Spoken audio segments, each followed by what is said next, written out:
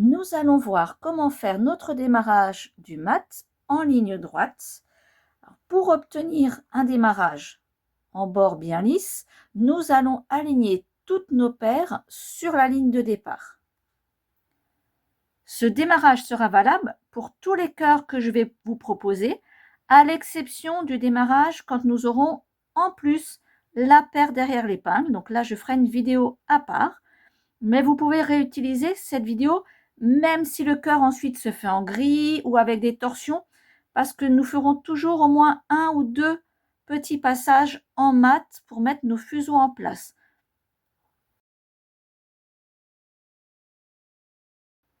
Petite précision de vocabulaire. Quand je fais des vidéos, je suis prise dans mes explications, il m'arrive de changer un petit peu mon vocabulaire.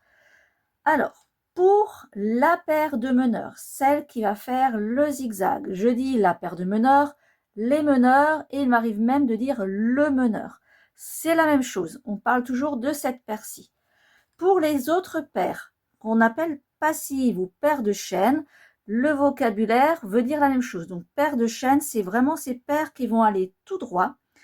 On le voit donc sur mon échantillon. Ici, c'est vraiment les paires qui font cette ligne droite dans le mat.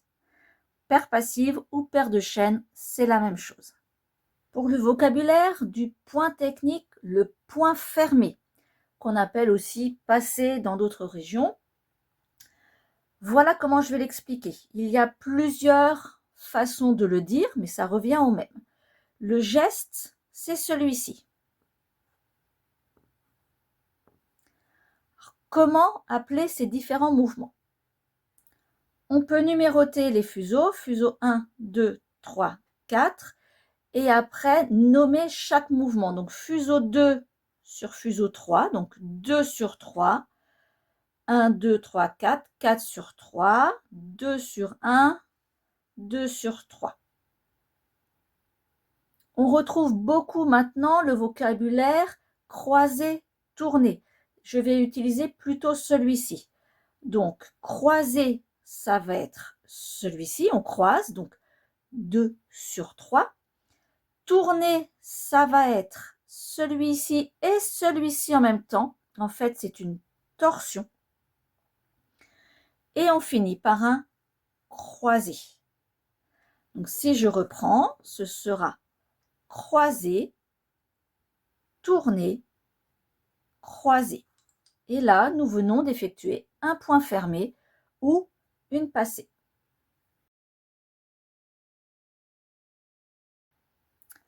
Quand je veux démarrer, ici en ligne droite, dans quel sens je dois faire le placement de mes paires? Je regarde déjà où les meneurs vont démarrer, une fois que tout le monde sera placé. Donc là, on va partir de droite et on va aller vers la gauche. Ça veut dire qu'à la fin de mon placement, mes meneurs doivent se retrouver sur la droite pour pouvoir, hop, démarrer le travail. Je vais donc placer en premier mes paires en démarrant de la gauche. La toute première épingle va donc se placer, on voit la ligne là, et notre première ligne ici de paire passive, vraiment au croisement. Pour la vidéo, je prends exprès des épingles à tête de verre pour qu'elles soient plus visibles, mais je vous conseille de prendre des épingles standards parce que les têtes prennent beaucoup de place et vous risquez d'avoir du mal à tout caler. Sur notre première épingle, vraiment à la jonction, donc à gauche, je place en premier ma paire de meneurs parce qu'elle va continuer sur la droite, donc elle est en première position. Je prends ensuite ma première paire passive que je place aussi sur l'épingle, je la cale et chaque fuseau que j'ai en main, je vais le placer à gauche de ceux déjà sur le carreau. Gauche et gauche. Et maintenant, je referme le tout par un croisé. J'ai donc ma paire de meneurs qui est à nouveau ensemble et ma paire passive qui est aussi ensemble. C'est le seul moment où on va les placer comme ça. Ça va éviter simplement de mettre deux épingles, de les croiser, d'en rajouter une troisième. En fait, c'est un petit raccourci. Pour placer les paires suivantes, je vais prendre une épingle provisoire que je mets sur le côté. Je prends ma paire suivante. Donc, moi, j'avais alterné les couleurs. Je place cette paire passive suivante sur l'épingle. Je me retrouve avec mes meneurs, ma paire passive. Je vais croiser ces deux paires en point ouvert, c'est-à-dire croiser, tourner. Je m'arrête là. Au milieu de mes fuseaux, je vais placer mon épingle définitive et je l'amène jusqu'en haut pour la caler sur la ligne juste à côté. Donc, n'hésitez pas à bien serrer. J'enlève mon épingle provisoire et je referme par un croisé. Ma nouvelle paire passive est maintenant calée sur une épingle et mes meneurs sont libres pour la suite. Et je continue, je replace mon épingle provisoire, je prends ma paire suivante, je la cale sur mon épingle, je prends ma paire de meneurs, ma paire passive, je fais un point ouvert, donc croisé, tourner, je place mon épingle définitive au milieu des 4 fuseaux, donc j'en ai 2 à gauche, 2 à droite, j'emmène mon épingle à côté des autres et je n'hésite pas à bien serrer. J'enlève mon épingle provisoire et je referme 2 sur 3 ou croisé. Alors le terme refermer, c'est celui que j'utilise, hein. C'est pour bien penser à faire encore un geste sous l'épingle. C'est ça que j'appelle refermer. C'est vraiment caler mes fils aussi sous l'épingle. Parce que si on oublie, en fait, notre point reste ouvert. Et voilà, et on continue comme ceci. À chaque fois, on replace une épingle provisoire qui nous permet simplement de placer la nouvelle paire. Je fais mon geste. Je place l'épingle définitive à côté des autres et je referme en croisé. Et là, je dois caler toutes mes paires jusqu'à l'autre ligne ici. Pour ça que je vous dis de bien serrer vos épingles.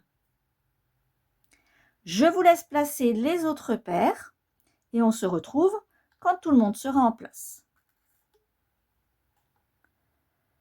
Toutes les paires sont en place, notre démarrage est terminé. On va pouvoir commencer à faire le travail du mat. Mes meneurs sont à droite. Et vous voyez maintenant, si je suis le dessin, ils doivent repartir sur la gauche. Et si je les fais repartir sur la gauche, il n'y a rien qui les maintient, qui les cale. Je vais donc devoir placer une épingle ici pour faire le premier virage. Donc, vraiment au bout de la rangée, légèrement en dessous, ça va correspondre à un trou d'épingle. Je place donc l'épingle sous mes meneurs et maintenant je peux repartir. Je n'oublie pas de faire 2 torsions quand je tourne autour de l'épingle au bord et je vais croiser toutes mes paires pour faire le mat en point fermé. Donc croiser, tourner, croiser, une après l'autre. Quand on débute, c'est bien d'alterner les couleurs justement pour éviter d'avoir des paires qui se mettent en torsion. Ça arrive quand on fait bouger et on ne le voit pas. Et si par exemple la torsion est sur 2 couleurs différentes, on voit tout de suite ici que mes fuseaux ne sont pas à la bonne place. Donc n'hésitez pas à ajouter un peu de couleur ou des fils différents pour vous aider à la visibilité de votre travail. Et personnellement, je vais tenir mes meneurs bien tendus et je vais prendre paire par paire entre mes doigts. Vous voyez, je vais tirer une paire après l'autre. Ça va permettre aussi dans les virages de leur donner la bonne direction parce que les fils vont avoir tendance à se tasser vers l'intérieur. Je vais vous montrer sur l'échantillon. ici, vous voyez, quand j'ai fait mon échantillon, donc il y avait 2 paires en moins. On voit bien que mes fils se sont tassés vers l'intérieur et que ici, ils sont très lâches dans le virage. C'est un peu comme une course d'athlétisme. Ceux qui sont sur le bord font un trajet un peu plus long. Donc, si on veut éviter cet effet tassement, déjà là, j'ai rajouté des paires pour densifier mon mat. Mais aussi, à chaque fois, on va remettre en place, retirer nos paires un peu vers l'extérieur pour garder l'espace demandé.